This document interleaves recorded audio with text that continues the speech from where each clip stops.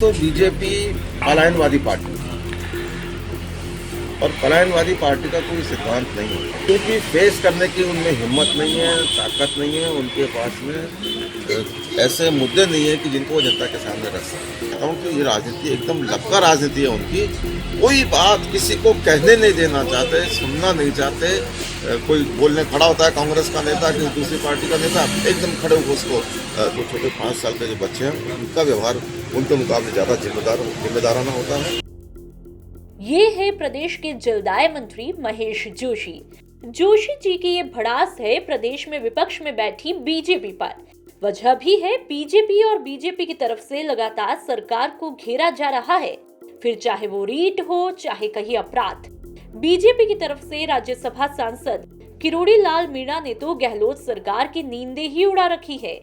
कानून व्यवस्था से लेकर रीट में नित नए खुलासे कर मीणा जी लगातार सरकार को उनकी नाकामियों के साथ ही न्याय दिलाने में पुरजोर कोशिश कर रहे हैं। अब बीजेपी के इसी विरोध और व्यवहार की तुलना मंत्री जी ने तो बच्चों तक से कर दी। सुनिए मंत्री महेश जोशी का ये पूरा बयान। देखिए, एक तो बीजेपी पलायनवादी पार्टी और पलायनवादी पार्टी का कोई सिद्धांत नहीं है, क्योंकि फेस करने की उनमें हिम्मत नहीं है, ताकत नहीं है, उनके पास में ऐसे मुद्दे नहीं है कि जिनको वो जनता के सामने रख सकें। हमने कोई मुद्दा दिया, अब होता क्या है कि आपने देखा होगा बड़ी चौपट पे कोई बाहर के नंबर की गाड़ी आती है, लग के उस पर टूट पड़ते हैं, यार इसको हम लपकें।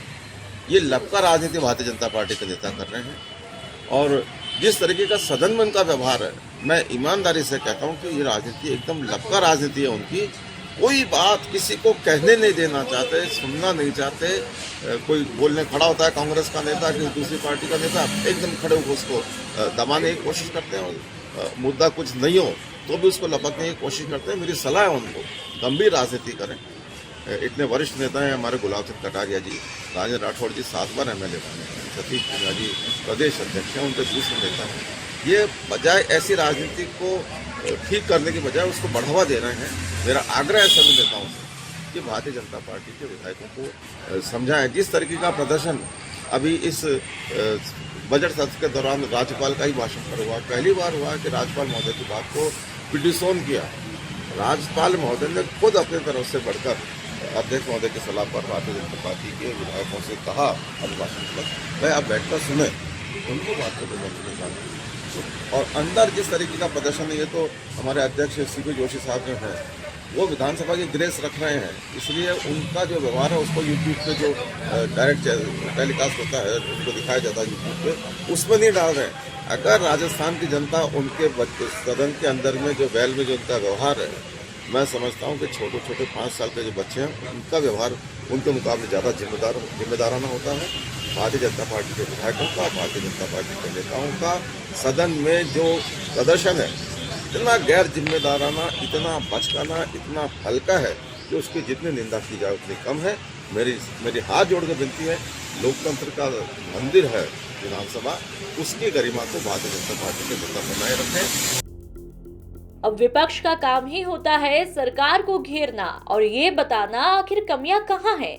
रीट के जिस मुद्दों पर बीजेपी के विरोध को मंत्री जी बचकाना बता रहे हैं, याद हो इसी रीट पर कभी सरकार और सरकार के मंत्री उपलब्धियों की दास्तां गढ़ रहे थे, मगर बीजेपी और बेरोजगारों के विरोध के चलते ही आज रीट को लेकर सरकार ही कटघरे में खड़ी हुई है। प्रदेश में कानून व्यवस्था का हाल क्या है, इसके आंकड़े तो खुद प्रदेश के DGP ने ही पेश कर दिए थे। फिलहाल तो प्रदेश में 2 बड़ी सियासी पार्टियां हैं, एक सत्ता में है तो दूसरी विपक्ष में, लिहाजा सरकार सफाई तो देगी ही, तो वही विपक्ष आरोपों की झड़ी लगाएगा ही। लेकिन आरोप प्रत्यारोपों के बीच पिसती जनता की नैया पार कैसे होगी, लगता है इसका तो भगवान ही मालिक है।